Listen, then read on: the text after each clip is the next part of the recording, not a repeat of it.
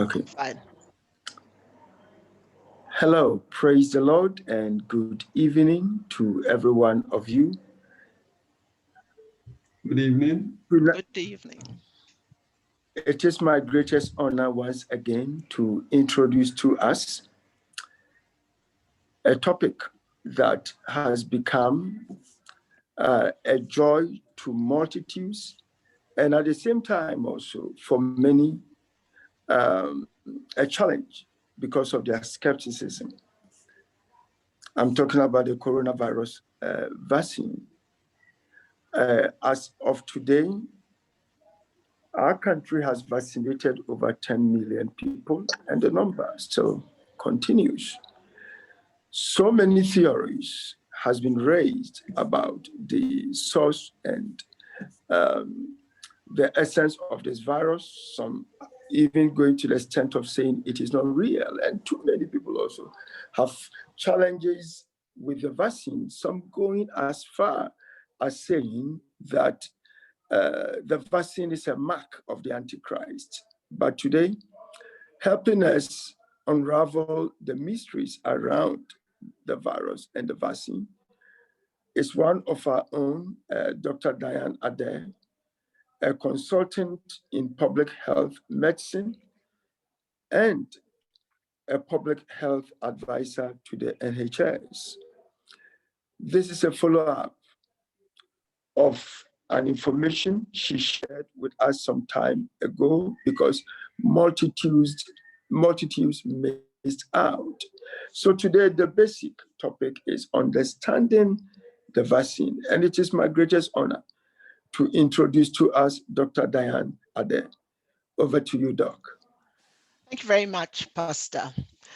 So today we said we were going to talk about providing you with information to make an informed decision when you get the opportunity to take the vaccine. I would like to start by saying, as Pastor said, I'm a public health doctor. I have worked in Ghana as a public health doctor and was part of the team that delivered the polio eradication, implemented the polio eradication program in Ghana. I've also, in my time as a public health doctor, worked as the medical director for the implementation of Cervarix, the vaccine against cervical cancer. And I've also worked in various guises in this pandemic. The other issue that people may want to know is whether I have taken the vaccine. And the answer to that is yes.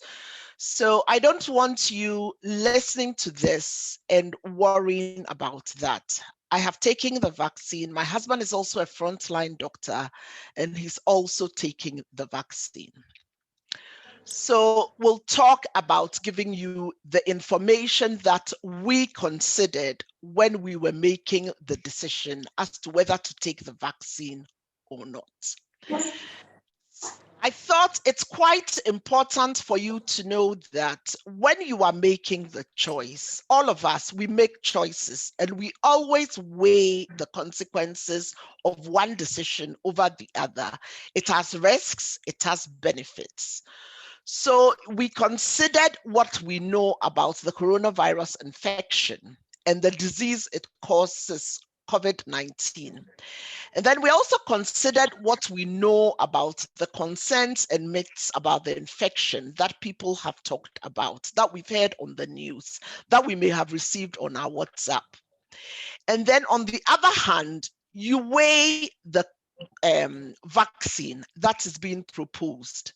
You want to think about what are the benefits versus what are the concerns that I have about the vaccine.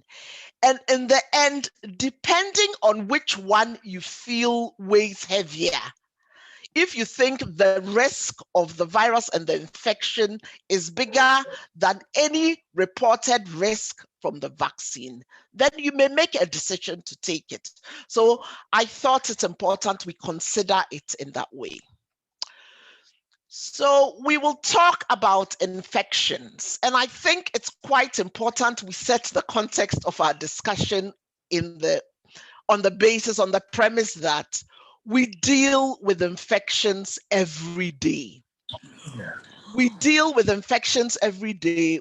Vaccines are nothing new. We grew up in Ghana, we grew up in the Caribbean. We are used to vaccinations. Here in the UK, in the US, vaccines are nothing new. We know the coronavirus is a problem, and it also has a specific challenge for the Black community, which I thought we need to hammer on.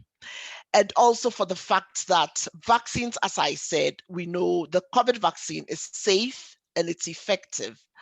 And I will also address some of the issues which are quite important in us making the decision. So these are common infections we all know about. We know about measles, we know about malaria, we know about TB, chickenpox, the various hepatitis. They're nothing new, okay? We come in contact with them all the time, and our bodies have ways of dealing with these infections. So what happens when you come in contact with an infection is that your body is going to mount a response. So on this side, I've said you are exposed to the infection. Not everybody who comes in contact with measles will get measles. So you get exposed to it. Some people get the infection. Some people will go on to develop the disease. So you see that they get the body rash of measles or of chicken pox or the common cold. People start sneezing. And then after you've had the disease, what has been caused by the virus, there are potential complications. Why do we get complications? Because the disease goes on to destroy certain things, and that's what results in the complication, so that you may end up getting pneumonia. I've put an immune response on the side because in addition to your body fighting the infection, as you've come in contact with it, your body also mounts an immune response. What do we mean by an immune response? It means that the body is saying, this shouldn't be here, and I want to get rid of it. So the body tries to fight it. And as it fights it, it develops certain proteins, which we call antibodies. And these proteins may help your body to remember, not just to fight the current infection they've been exposed to, but also it helps your body to remember. So when your body comes in contact with that infection again, as in the case of measles, it remembers, oh, when I was a little boy, or when I was a little girl, or a year ago, I saw this virus. And this is the protein. Now, various ways in which you can immunity. You can get it actively by getting the infection and fighting, and that's what we call a natural infection, and you develop the antibodies to it. Or we can almost artificially help your body to react as if it's come in contact with the infection. And then it does the antibodies, and it's the same thing. So that's when situations in which you don't really come in contact with the infection, but you get the antibodies straight away. So you would notice that because mothers give immunity, antibodies to their children through breast milk, they don't get measles as soon as they are born. There are certain infections that they are protected from. And one of it is measles, for example. So you give your child breast milk, you pass on these antibodies. Or somebody is very sick in hospital and we want to protect them immediately. That is called a passive immunity. Your body has not reacted to it, but we are giving, in this case, we are considering active immunity and how we do it in an artificial way.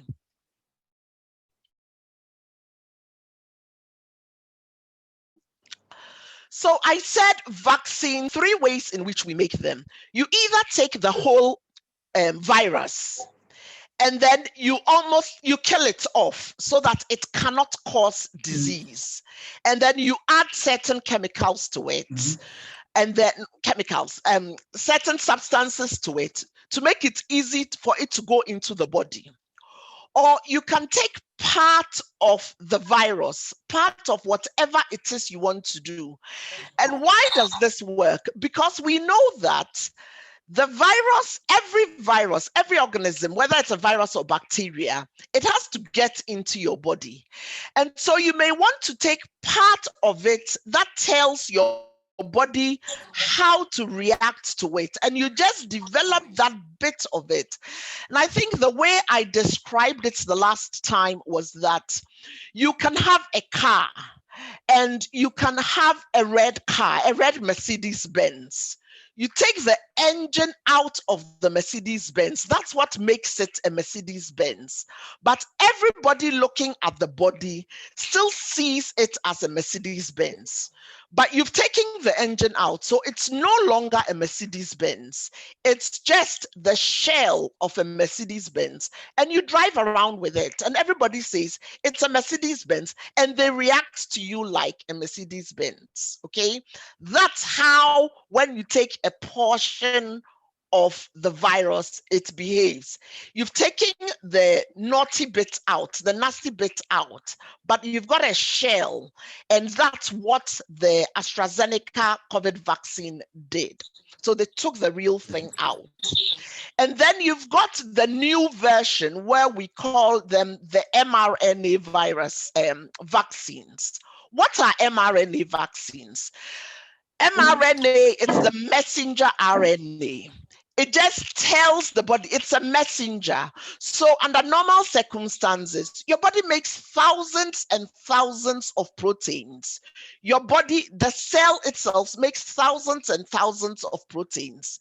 There are loads of messengers. You're sending them that go and tell my cell to make this protein.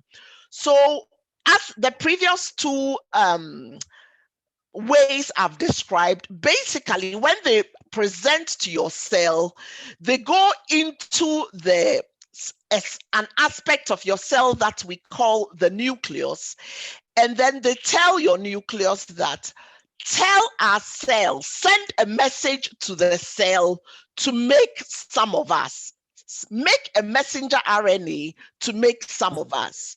The new vaccines are saying, we're not going to tell the cell, we're going to bypass that because we're in a hurry.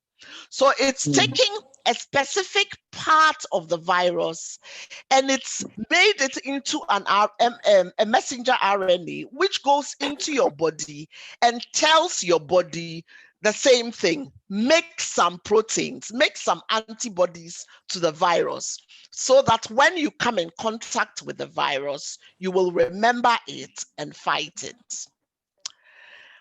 So that's basically what I've explained, that vaccines work by imitating the virus.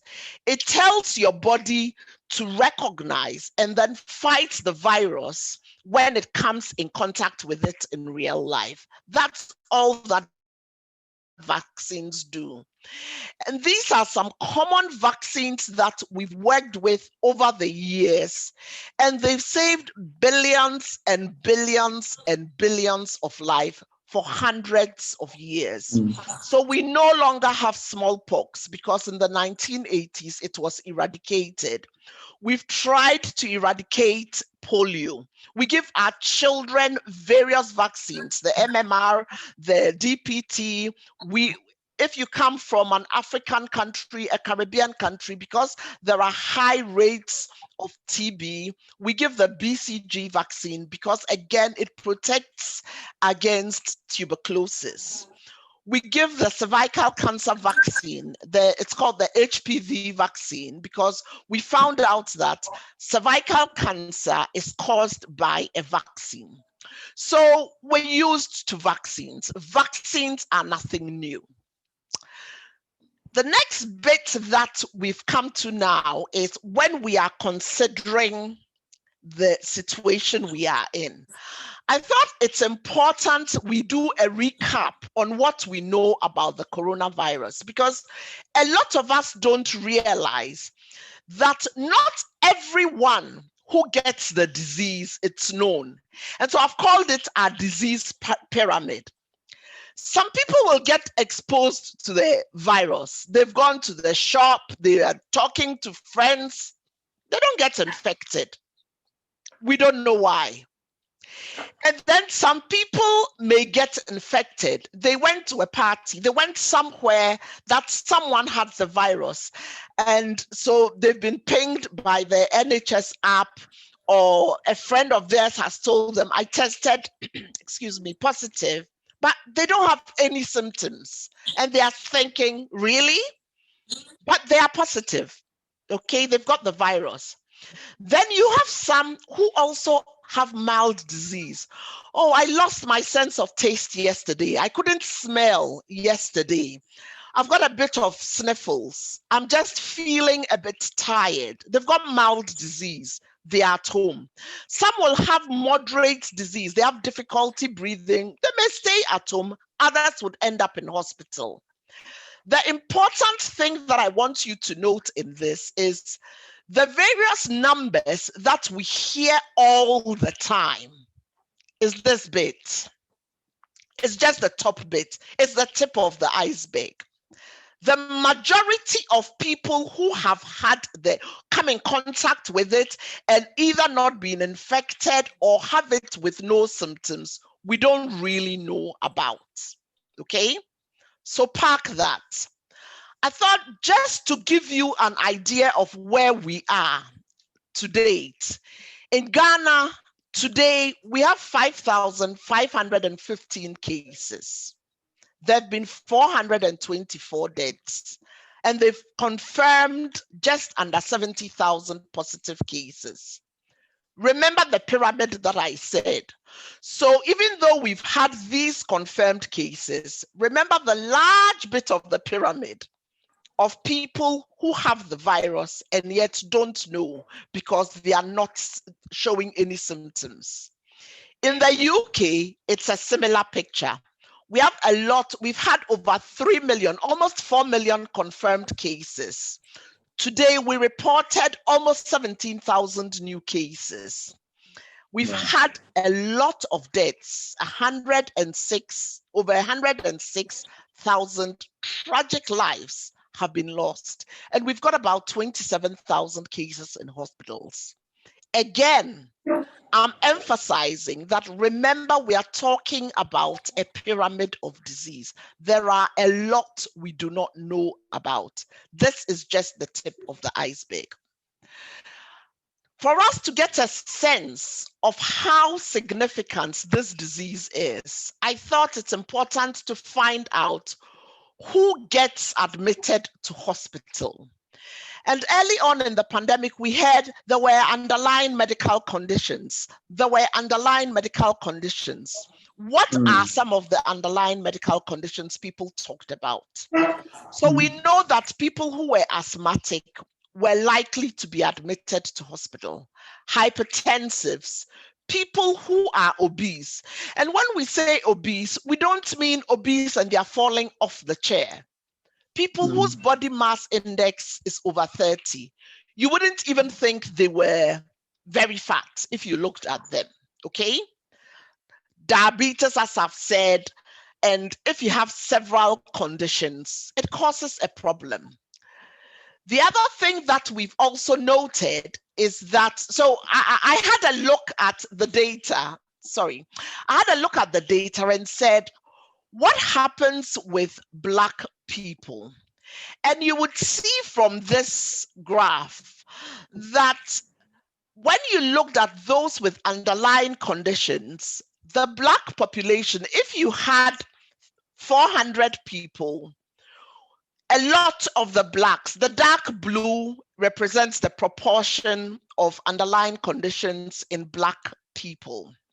I'm focusing on Black and minority ethnic groups, well, really Black people, because I am trying to address Black Africans, all of us in Africa, all of us Black people in the UK, us in the Caribbeans, and our relatives, because it's relevant to us. I'm really addressing this from that perspective. Not to say it doesn't matter to the white or Asian population, but I'm really focusing on Blacks, okay?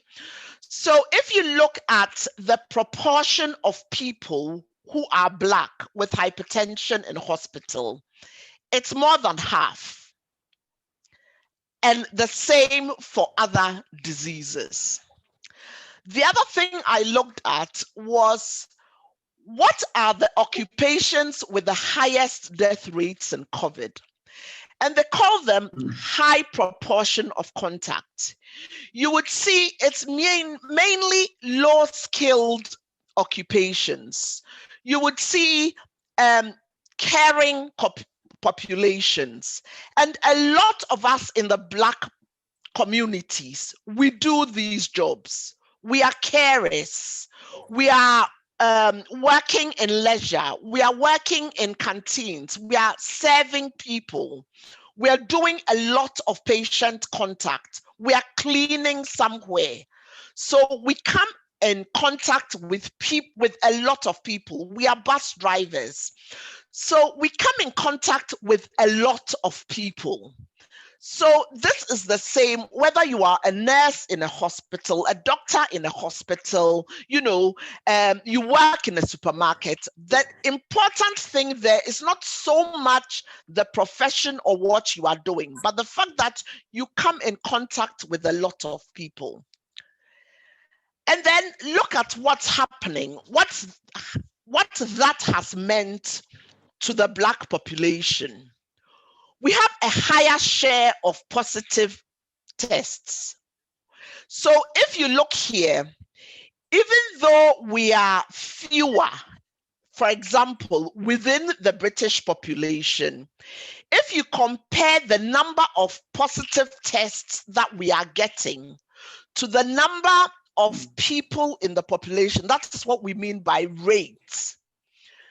You see that for Blacks, it's about 600 per 100,000. If you take 100,000 people, 600 are testing positive, compared to 200 for whites, and compared to under 400 for the Asian population.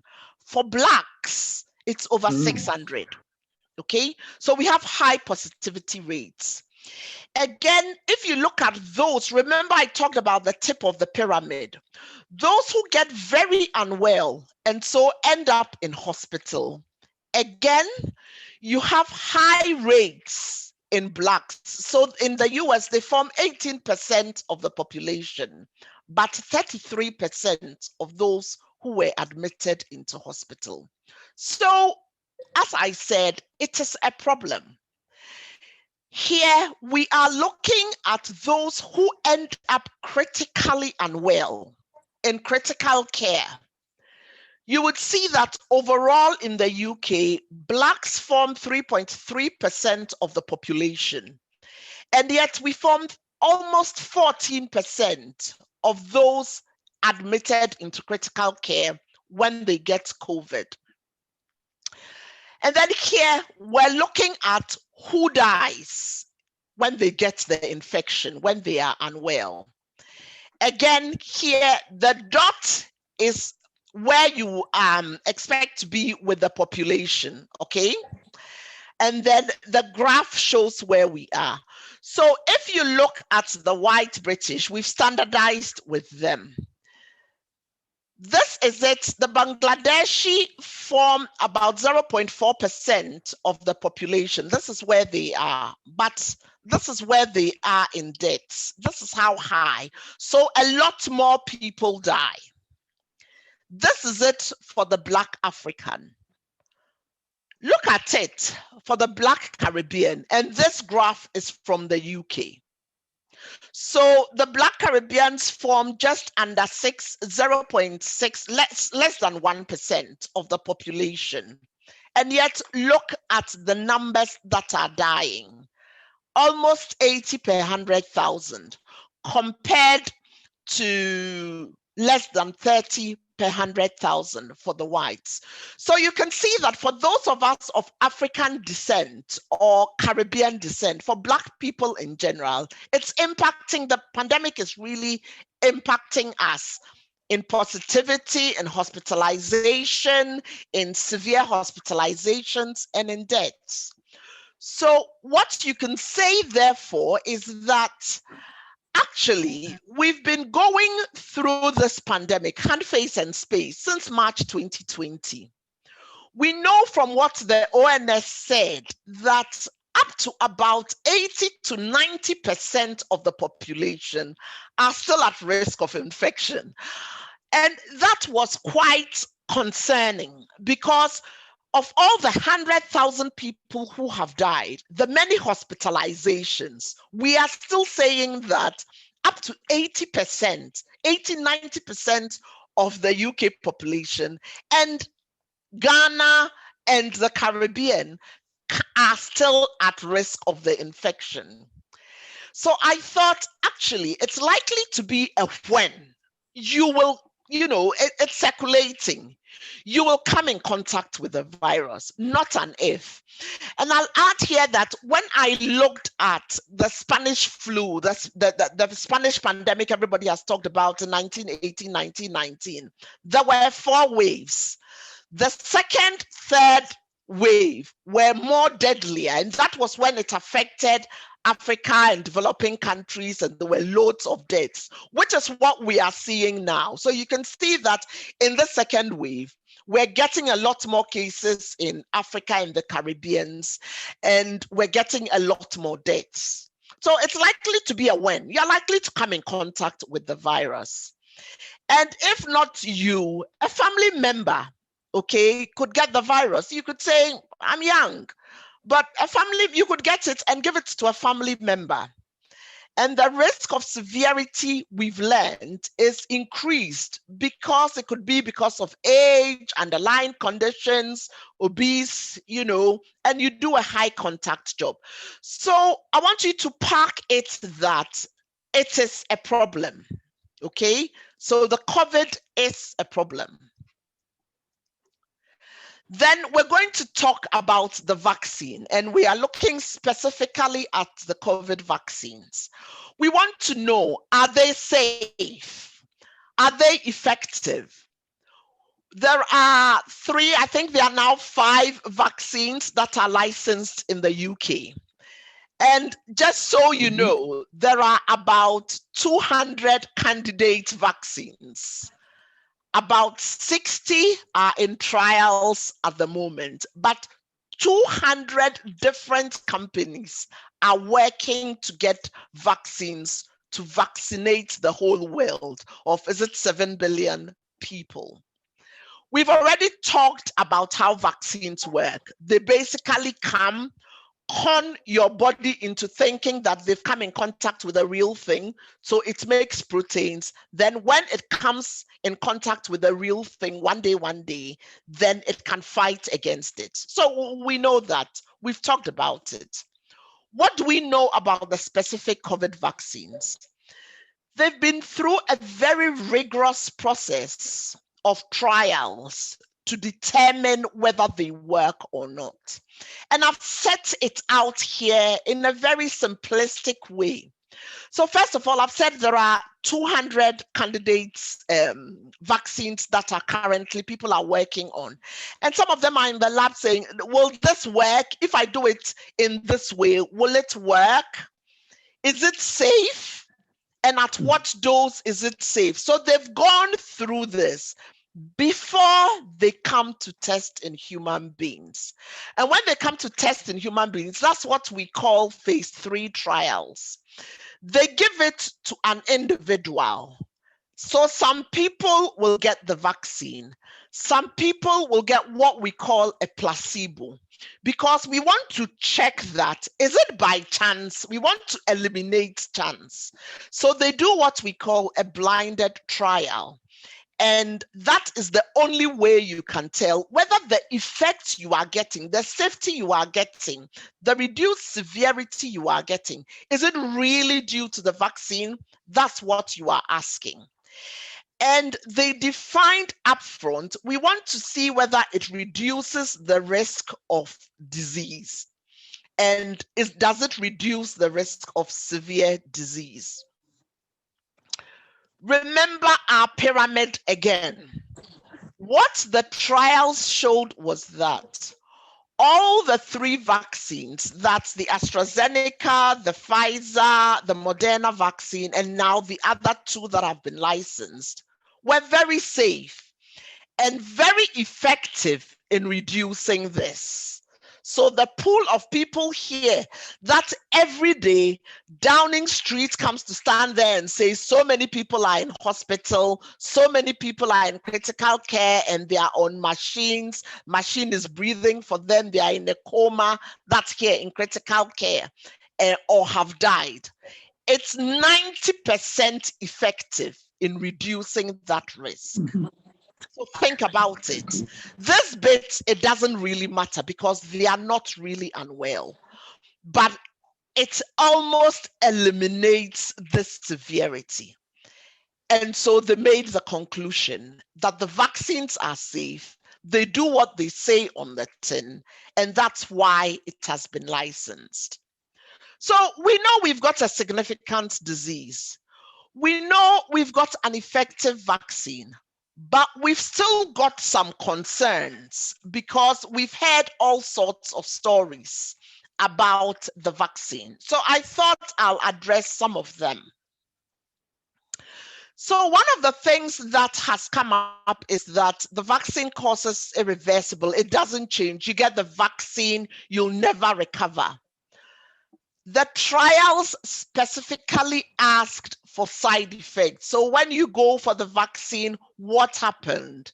You are encouraged to report how you feel at the injection site, how you feel in your body, and then they monitor this over a long period. So the fact that they finished the trial and licensed it does not mean it will stop, okay? And they, as part of what is always done for vaccines and has always been done for every vaccine, they compare it to what other vaccines do and say, weighing this against the harm of the disease we are trying to prevent, is it a problem? So when I had the injection, I had pain at the site. I felt a bit feverish the following day, okay? I took paracetamol, I went to work. Compared to the potential of serious infection and being hospitalized, is it a problem? That's what they are looking for. So it doesn't cause irreversible side effects. A major concern was that the vaccine was made too quickly to be safe, and it was approved too quickly. So there are two aspects to that. Why has it been possible to do the vaccine so quickly? Remember, I told you that when you are making vaccines, I use the analogy of you've got a red Mercedes-Benz and you've just taken the machine out, the engine out, and you've got the body. But the body of the Mercedes-Benz that you want the body to recognize, it's got so many intricate parts. When this was happened, there's now technology. They can map it out. And if you've been in the UK, we've been talking a lot about the Human Genome Project and how they've mapped out what the genetic code of human beings are and things like that. It's a relatively new technology. And for a while now, they've been looking to use that technology for drugs, for cancer drugs, for various drugs. For the Ebola vaccine that was implemented, I think it was 2019, 2-3 years ago. So a lot of work has been going on. And then when we had this pandemic, the Chinese people who first had the experience with the vaccine released the genetic code of the vaccine and said, look, we've done a bit of work on it. This is it. So scientists, don't waste your time finding out what aspect of the bends is red, or what aspect of the body is this, or what aspect of the body is that. We've done it all for you. We've mapped it all out there. So go to work with it.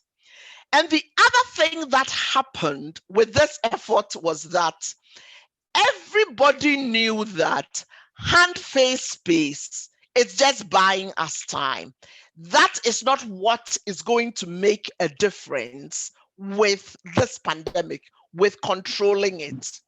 And I'll give you an example. In the Spanish flu, the pandemic 100 years ago that everybody has been referring to, by the time people came in contact with it, we didn't have vaccines for flu then. And then they developed a vaccine, 20, 30 years down the line. In the 3 years, it killed 50 million people. So we knew that, look, this is a respiratory virus. Everybody has to breathe. We need to find a vaccine. Technology is developed. They pumped money into it.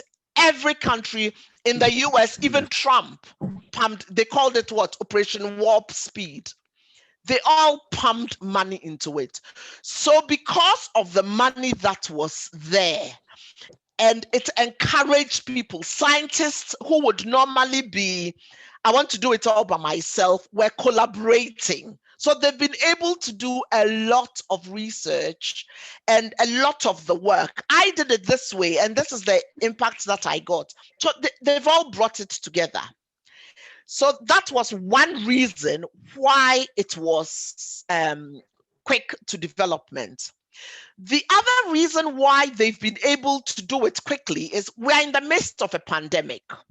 So think about it. When they were doing the Ebola vaccine, they didn't have an Ebola pandemic. You need to get infections so that we can work out, is it by chance that you've recovered? Is it by chance that you're not in hospital? We've got lots of infections.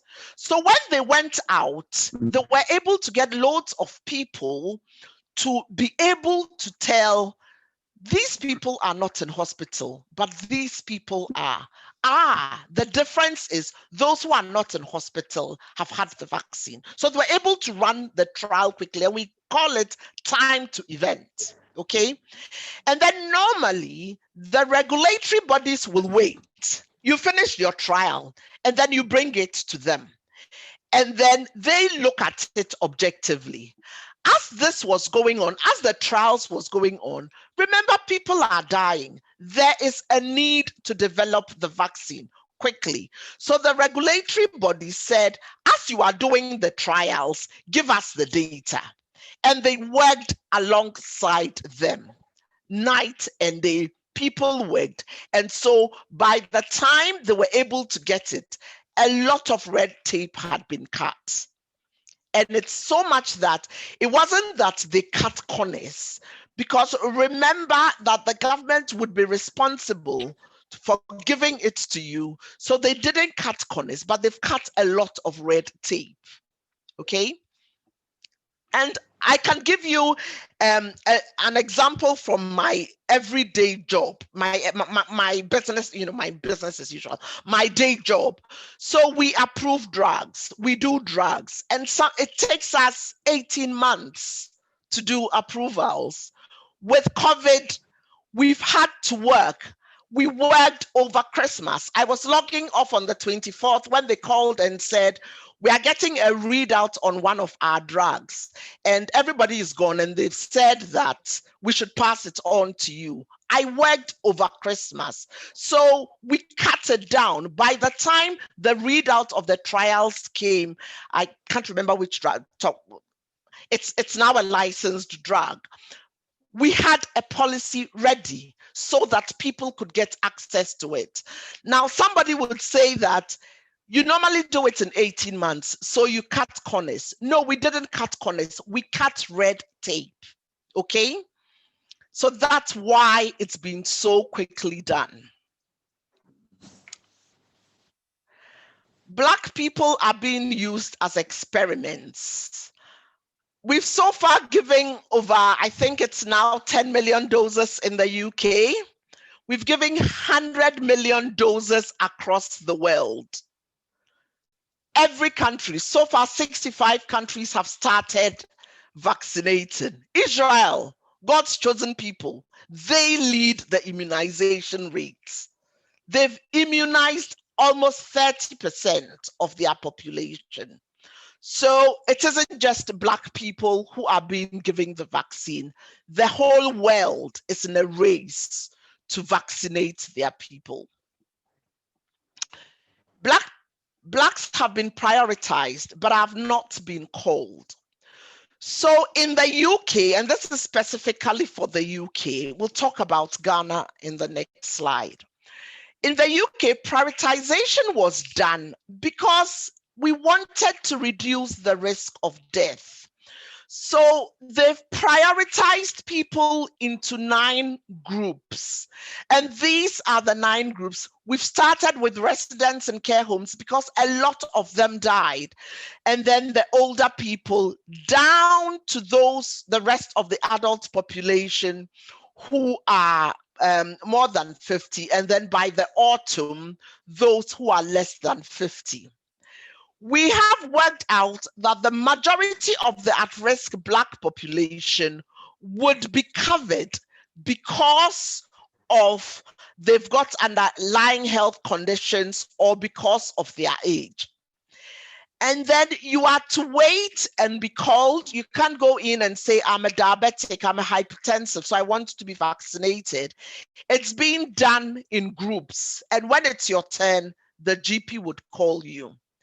Healthcare workers and social care workers have been giving, have been prioritized because there have to be people to look after the sick, and those in care homes and do the social care work, whilst the rest of the population is catching up.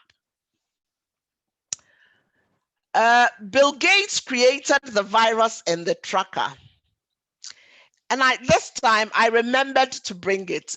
Every major country has the flu pandemic as on their risk register. It's been the #1 risk of every country. Chris Whitty has been talking about a flu pandemic for a long time. That if you Google him, in addition to seeing things about him dancing, you would see talks that he's giving on YouTube, and it's really interesting to listen to. He's been talking about us being due a flu pandemic for a long time now. The UK, this is the report, they ran a flu pandemic simulation in 2019, okay? People expect it, so it's not surprising that Bill Gates, who has, together with several philanthropists, have been working with developing countries to ensure that if their health systems are working, it's not surprising that they will talk about it. A special vaccine for Blacks, Africans, and Caribbean countries has been made. So I thought I'd give you some information on what has happened. And this has quite a bit of detail. Don't worry about it. But we've got a global vaccine program. That's the Gavi, okay? As I said, Bill Gates and a lot of philanthropists, you would have heard they said they want to give 99% of their money away before they die. So they've always had this arrangement where they work together and pay for vaccines for low and middle income countries. It's been the case for a long time. They've always provided safe vaccination. Gavi has provided the same vaccines that are available in the UK and the developed countries through what we call the Gavi arrangement. For coronavirus, they've come together to do what they to form what they've called a COVAX collaboration. And again, it's the same thing. And the whole idea is to make sure that low and middle income countries, the developing countries, are not left behind in the vaccination program. So you would see that they've made an announcement recently, end of January, and they've secured some doses, nowhere near enough. They've come to an agreement with the Serum Institute of India, where the AstraZeneca vaccine is being produced. So they are doing some different companies are doing it. India, they've been able to secure 100 million doses. It's not a different vaccine. It's the same vaccine, but they're being made in different countries. So you would recognize that for those in the UK, recently, I think last week, there was a bit of a vaccine spat. Vaccines, some of the AstraZeneca vaccine is being made in Belgium. The fact that it's a UK vaccine doesn't mean it is all made in the UK. They make them in different countries, okay? So this COVAX arrangement has enabled African and low and middle income countries to secure vaccines. When was it? Over the weekend, the Taliban in Afghanistan actually announced that they've been promised $112 million to secure vaccines. And I thought I'd show you this graph too. So what has happened with vaccine production is the dark bit is the vaccines that the developed countries have bought. And you would have seen, if you listened to the news yesterday and possibly on the internet, that a lot of people are saying all these vaccines that you've bought, you're not going to be able to use all of them. So for example, WHO is saying that the UK, when you finish vaccinating those with underlying conditions, pass on your excess vaccine. The developing and low-income countries don't want to wait till June when there's a bit left, and you can see those the bit that is left gets bigger as you go on. We don't want to wait till then because the second wave has hit us. So give us some of what you are getting from now, because we know that it's people with underlying conditions, it's people who are old, so that we can also start with them. So this is being made available to people in developing countries. And when I spoke to the people in Ghana, for example, they explained that, yes, they are expecting, I think it's, the current arrangement is, it's a quarter of, so the calculation is that a quarter of your population will be in the high risk groups. So the current agreement with COVAX through the WHO, what WHO has negotiated is that those as part of the COVAX collaboration will get at least enough to vaccinate at least 25% of their population in the immediate future. So that is going to happen. The low and middle income countries are also going to get the vaccine. We will be forced to carry vaccine passports. This hasn't been announced, as far as I'm concerned, by any country. But what I wanted to also point out is that we are used to carrying something that says we've had vaccinations. When you travel to Ghana, when you travel across West Africa, you need evidence that you've had the yellow fever vaccination. When people are going to the Hajj, we're used to taking vaccines and giving evidence that we've had that vaccine. So asking people to carry vaccine passports, even though it hasn't happened, it's not anything that, should be a problem. Nobody is forced to accept the yellow fever vaccination. But if you travel to a country and they require it and you don't have your yellow fever card, you will be kept at the airport and they will give it to you. Otherwise, don't come. And we accept that, okay?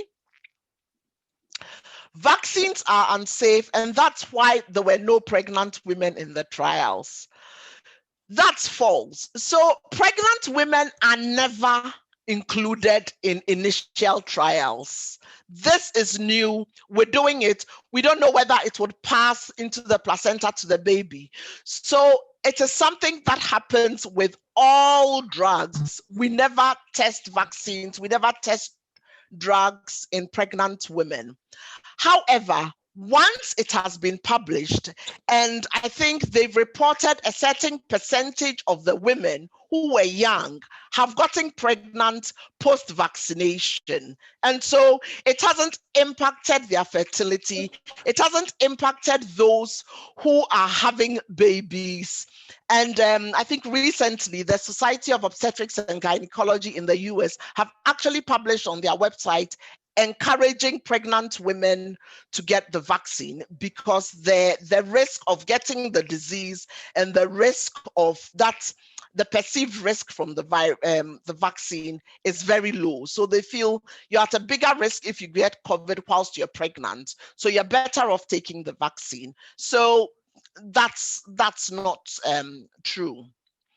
You can get COVID even after you've been vaccinated, and that is true. Why? Because it takes up to 2 weeks for your body to really be able to remember the virus and fight against it when you come in contact with it. Whilst you were being vaccinated, when you went for the vaccine, you could have been COVID positive. Okay, you could have already had the infection. Remember our pyramid, and not known that you have the infection. You could also get the infection when you've had the vaccine, because you've gone out, you feel, hey, I've had the vaccine, but you can still get it, okay?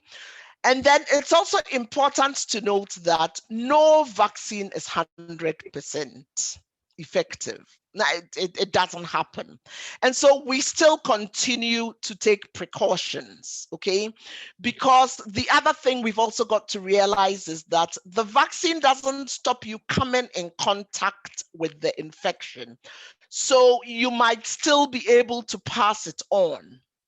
It just stops you from getting severe disease, because your body remembers it's seen it and it fights it. So it's not able to take hold of your body.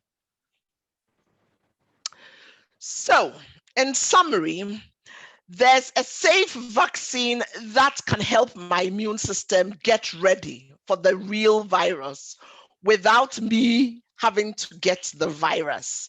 We know that the vaccines are safe and they reduce my risk of disease. And we know that most of the information, most of the myths that we've discussed are not really true in terms of the vaccine. So when you are making your decision, that is what you are thinking about. Severe risk of infection, okay? Risk of a serious consequence. There's a vaccine that is safe, that is effective. Yes, I'll get pain at the injection site. I'll feel chills, that, I may feel tired, but at the end of the day, it prevents me. I will come in contact with the virus because it's around, okay? And so it helps my body fight it. We've looked at a lot of the information, the concerns that have been circulating, and we've realized that actually they are not facts. And so you make that choice. Choose wisely when you are called, because the virus, it has serious implications for Black people. The vaccine is safe and effective, and all of us in the UK, in Africa, in the Caribbean, in America, everywhere, we will eventually get access to the vaccine, and we will have to make a choice. Choose wisely. And just to finish, don't forget that despite the vaccine, we shouldn't forget wash your hands, stop touching your face because it's a respiratory virus. You don't want to take it to your face, and give people space. because it's passed by respiratory droplets. So you don't want to come in contact with it. Thank you. Thanks so much, Doc, for this excellent explanation on the virus. Thank you so much. We are deeply informed again tonight. And Sam, if anyone has questions, I would like you to lead us in that section. Okay, people sent questions in earlier on. Yes. Are you able to answer them before? Yes. Sorry, I'll pull them up. Yes. Okay. So the first question was, is sickle cell and sickle cell trait an underlying health issue, or is it considered one? Okay. Yes, sickle cell disease is considered an underlying condition. And the reason sickle cell disease is considered an underlying condition is if you think of the name, it's sickle. Your blood cells are already sickle shaped, okay, when they lack oxygen. This is a respiratory virus. It's going to block the lungs. What happens is when it goes into the body, it tells the body to make a lot like it. So it makes a lot like it in the cell, and then it breaks the cell down. Now the cell has fluids and things like that, and that's why you get fluids in your nose. You've got a cold, you are congested, okay? And then the lungs. So that means that it decreases the amount of oxygen that is going to be able to go into your lungs, and as you breathe in and out. So that causes a problem, especially for people who have sickle cell disease. And that's why we encouraged people who have sickle cell disease to also shield, because when they get pneumonia, they go into a painful crisis, don't they? So we encouraged them that they should shield. That's why it is considered an underlying condition. Sickle cell trait does not have that. So sickle cell, you are SS or you are SC. Sickle cell trait means you only have part of it. You are AS. So to all intents and purposes, you work, your body, the cells in your body work like any other person. So sickle cell trait is generally, I would say generally not a problem, but sickle cell disease is. With the MMR vaccine, it took years to discover it caused autism in children.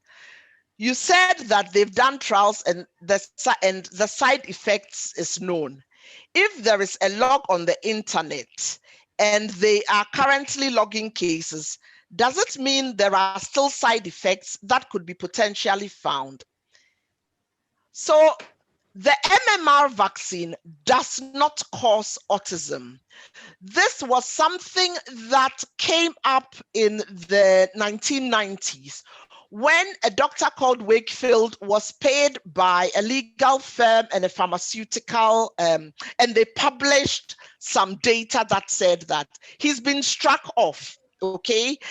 And we have since had a problem with people accepting the MMR vaccine. I have seen people die. When you live in this country, you don't see people with measles. When you live in developing countries and you see a child with measles, you will never forget it. I have had 3 children.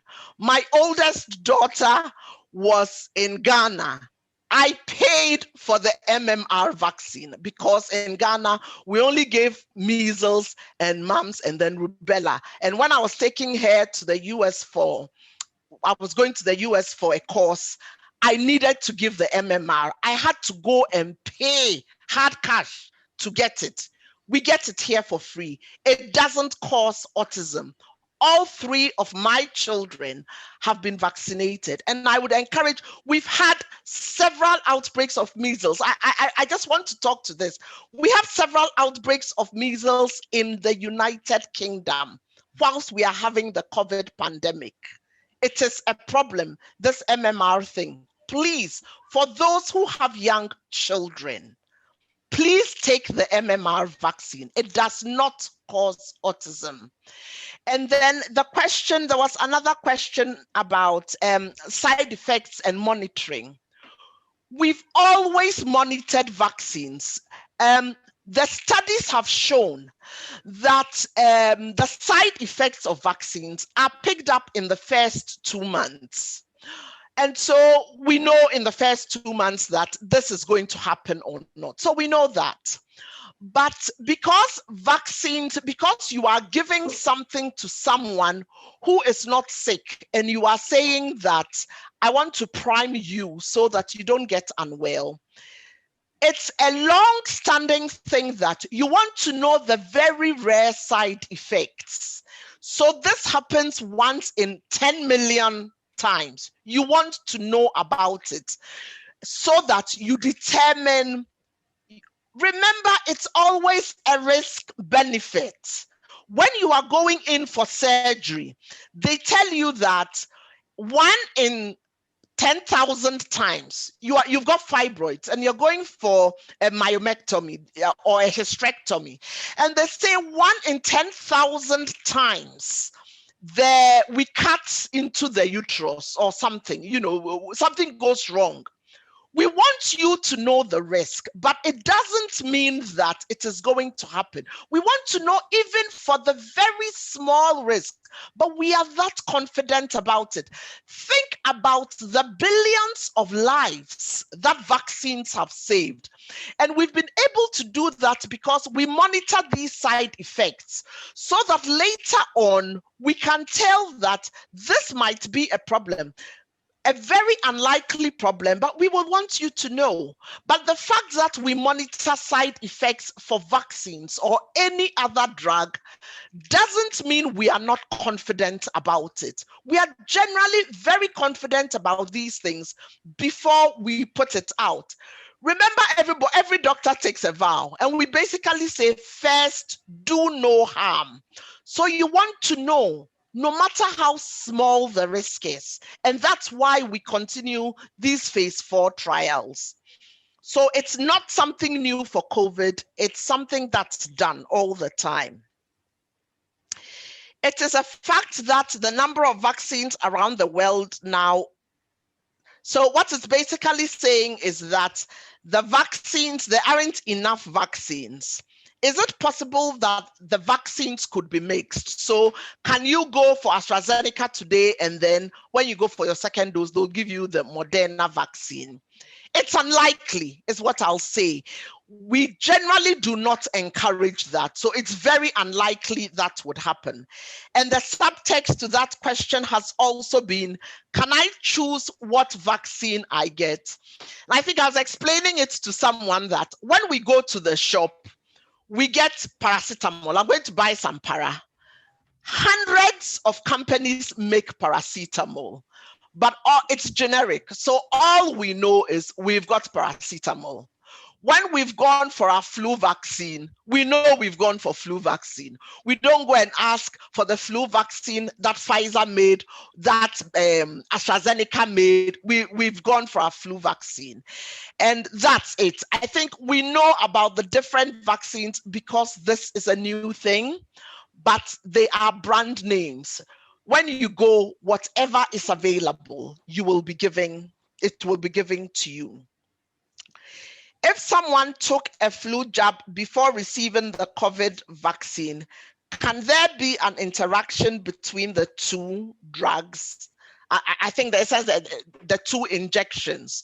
So what happens is we normally say that if you've had the flu jab, wait for 2 weeks before you come for the COVID vaccine. There are myths that there is one vaccine that has been manufactured specifically for Africa. Is there any truth to that? No. And I actually looked up the countries where the trials have happened. There have been 43 different countries that they did the vaccine trials in. In Africa, Egypt, Morocco, and South Africa. are currently taking part in vaccine trials. And with a different hat on, I work with the National Institute of Health Research to do trials. We Blacks are very suspicious of trials. And I want to take this opportunity to encourage all of us that it's only by trials that we can tell, does this work or doesn't it work? Is there something peculiar about the Black person, about the makeup of the Black person? So I would like us to participate in some of these trials. It is important we participate in trials. But back to the question, has a specific vaccine been made for Africa? No, as I explained to you, we already get vaccines in Africa and in the Caribbean from Gavi. They've always given us the same vaccines that are made in these factories that make it for the Europeans and the Americans. COVAX is the same thing. They are going to make available the same vaccines. And think about it, the pharmaceutical companies are making these vaccines, they are selling them. It's a technology. So they are not going to make a specific vaccine. A different company is not going to come up and just make a specific vaccine and get the EMA or the Medicines and Health Regulations Authority in the UK to license it. So that's unlikely to happen. Even though it may come from India or somewhere, as we've seen in the last week with what happened in Ireland, it's the same vaccine manufactured in different places in the world. What is the level of protection between the first and second shot of the COVID-19 vaccine? As we are all aware, the government has decided to extend the period between the first and second shot of the vaccine. So in the trials, the vaccine was given at an interval of 21 days. And as we all know, in the UK, that has been extended, okay? What is the level of coverage? It is believed that it is about at least 50%. So I'm not holding brief for the government. That is policy. We can't change it. We've just got to accept it. And the reasoning is that we've got a vaccine that provides 90%, is 90% effective. The flu vaccine that we take, it's about 40, 50, 45%. When we were going into trials, we were happy with 50%. So the rationale is that it's better to give, let's say, 100 people 50% than to give 50 people 100%.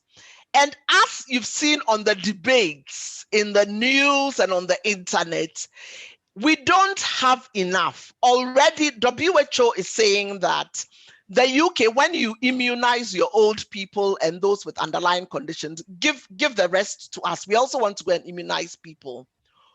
If both your father and mother were alive, would you want one to have 90% and the other to have 0? Or would you prefer them to each have 50%? And that's the rationale behind it. Do we have evidence that is going to happen? It's very tentative, but it's plausible. And there are challenges to that, which the government is mindful of. And I know that they are looking to publish information regarding that in the next few weeks. How often should we be vaccinated against COVID-19? Would it be annually, just like the flu jab? We don't know, but it's likely. And why am I saying it's likely? So in the last week, a study has been published where they looked at those who had the infection and they've been monitoring their antibodies. And they've realized that the antibodies come down, and you would have heard that about a few people have had the infection twice. So we know that the natural immunity wanes, decreases after some time, so you can get it again. We don't know how long. It's currently being monitored, but we don't know how long your body will remember, the antibodies will last for the COVID vaccine. So we are anticipating. I mean, it would be natural. It's, like the flu vaccine, we go for it every year. It's very possible. It's plausible scientifically, but at the moment we don't know for sure. The period for which the two vaccines were produced still raises some concerns. I'm concerned one of the long-term side effects could be infertility, which might come to light later on. What advice would you give to young people like me, bearing in mind we are yet to have children? I would say go for the vaccine. So we had this question the first session that we had, and I've looked it up. People are getting pregnant who have had the vaccine. The vaccine has been tested in the lab where they found it didn't have any impact on the fertility of mice, and that's where we always start trials. So they check, they reproduce a lot quickly. So we check, did it have an impact there? No, it didn't, before we brought it into real life. Now in real life, people who have had the vaccine, remember there've been 100 million doses giving out since December. Okay, between December and now, 100 million people have had it. And before then, people in the trials, over 40,000 in the Pfizer, over 30, almost 40, another additional 38,000 in the Moderna, and another 40,000 in the AstraZeneca trials have had it, and they are pregnant. People are not infertile. It hasn't had, people have reported that it may affect, it may cause erectile dysfunctions. This isn't something that has noted. They are all speculations. And I want to make a specific plea to the young people when it comes to you. When you have the opportunity, please take it. You may think you are not at risk of severe disease, but you could get it and you could pass it on to someone. And we don't know, remember the pyramid of disease again. We don't know who will be the odd person who will break through and get severe disease. We are at the moment setting up long COVID clinics for people who've had severe disease and are living the consequences of it. It is potentially very serious. Take it for yourself. Take it for your loved ones. It is quite important that you do, because we all have to be immunized. The population, you need about 80% of people to be immunized for the virus to stop circulating. So if our young people are saying that they, because they are young and they are not diabetics or hypertensive, they won't be affected, that will be problematic. Please, young people, accept the vaccine when it's given to you. I was talking to my son, and he said that the youth will not be impressed by what you say. You need to be an influencer, a social media influencer. So I don't know what I need to do to become a social media influencer, but for those of you who are young and are social media influencers, please go out there and tell your friends it is important that when they get the opportunity, they take the vaccine. Protect yourself, protect your loved ones from getting this nasty virus. That was the last question. I don't know if there are any more in the chat. Okay, so if you want to ask any question, you can just put your hand up. Oh, yeah, then I can give you the platform. So you can indicate with the hand symbol, then I can call you, because I can't see other camera. So I can't see any hand up now. Any question? Wow. Interesting.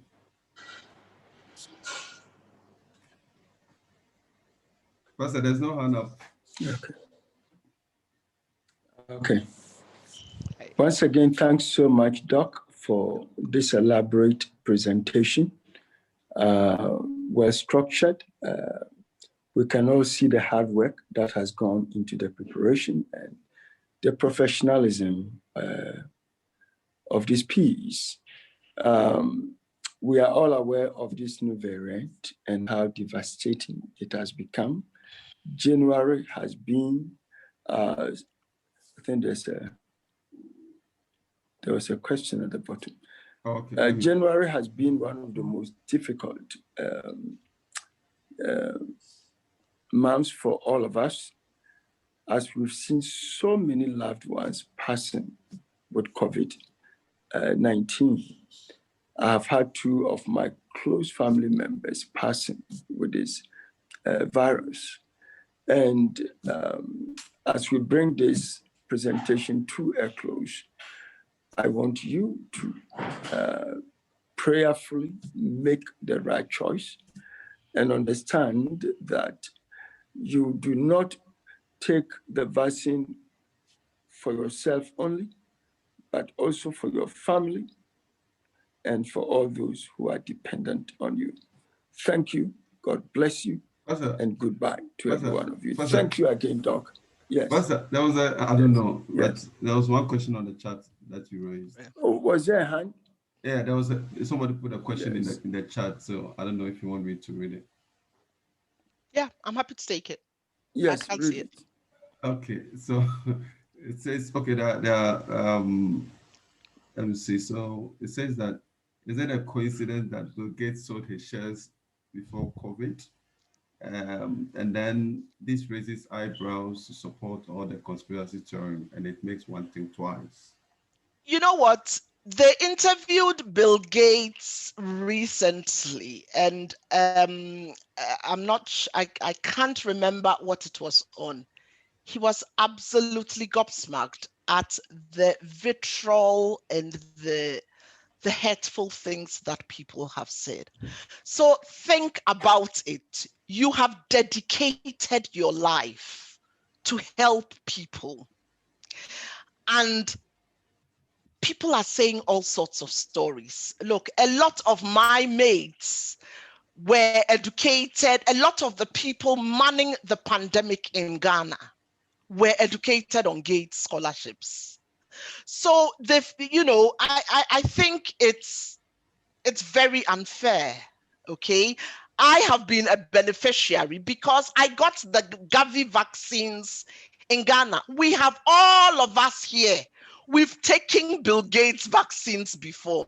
If he was going to do something, like I said the last time, it's probably easier to do something to the Black community based on what we eat. We have such unhealthy dietary habits, and they will put it in Coke, not in vaccines to help us. So that's my tongue-in-cheek way of responding to that. But he may have sold his shares. Last week, was it Friday? There's been a scandal on the internet about some armchair investors who decided to give people a thrashing. As for selling shares, it's sold every day. I don't know that he sold his shares. I don't know about that. But I do know that he has dedicated his life and has said, I am giving 99% of my money away before I die, okay? And he has chosen to use that to help the people. So look at it in that context. And I will address this other issue.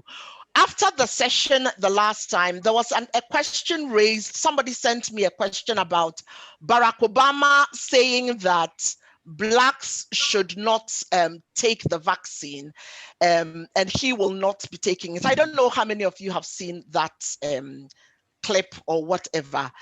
Barack Obama has done a clip with Bill Clinton and what's the other one, talking about why it is important for the Black community, the Black population, for the whole world to get it. And he is impatiently waiting his turn to get the vaccine. So you see, for some of these things, please check it. You know, and let's be sensitive about what we say. Pastor Kingsley said he's lost 2 family people. Today, a very close friend and her dad have died in Ghana.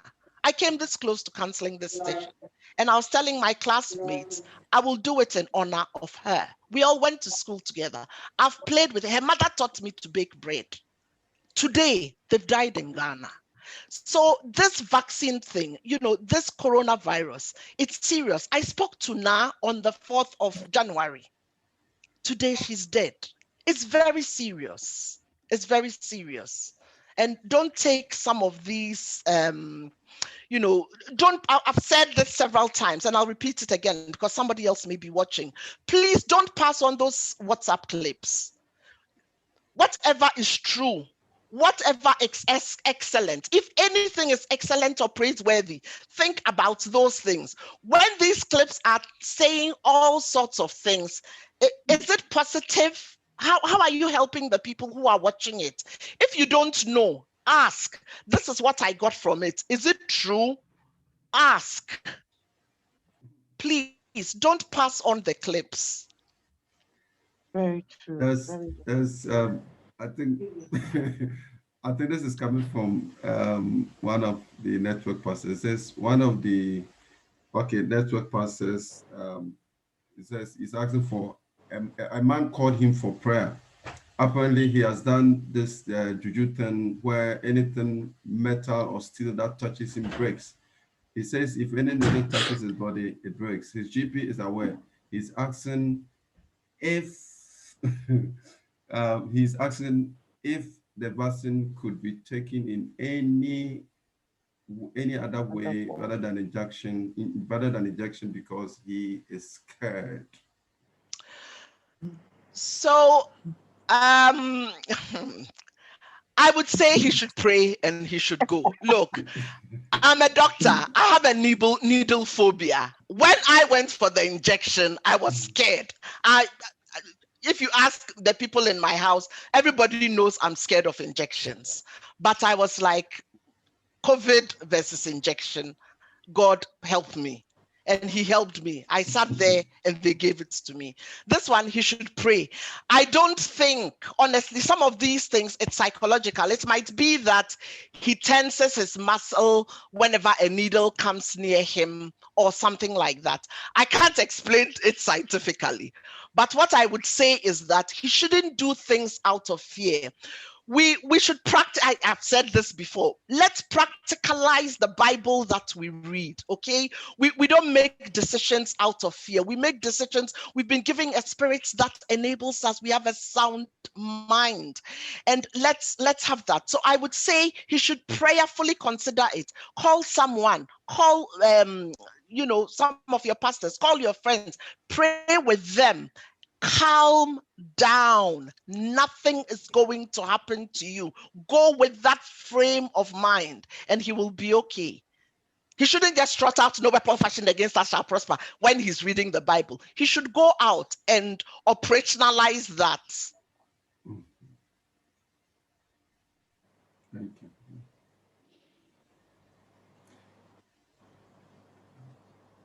Yeah. Any other questions? Yeah.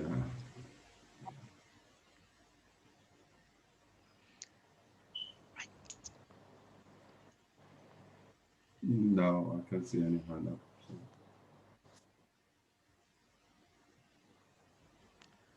Okay. Pastor, I think that is it. Yeah. Yes. Thank you again, Doc. I'm sure this is the final thank you and for today, but we can't say thank you enough. And to all our listeners and those who will be listening at the end, I just want to read a passage of scripture for you where the Apostle Paul wrote to the Philippines and said that finally, brethren, whatsoever things are true, whatsoever things are honest, whatsoever things are just, whatsoever things are pure, whatever things are lovely, whatsoever things are of good report, if there be any virtue and if there be any praise, think on these things. And the things we've heard tonight are not only true and pure and honest and just and pure and lovely, but also the real facts and things that will help us live our lives to the maximum here on this earth. The COVID-19 is real. It is not an illusion. It is not a figment of someone's imagination. People are dying. And God works through doctors. Just as the man of God, Luke, was a doctor. So I pray that you will all go make the right decisions and save yourself, save your family, and also keep our NHS safe. God bless you, and thank you so much. Goodbye to every one of you. Goodbye. See you all again, See and you thank you. again. Thank you. Bye-bye.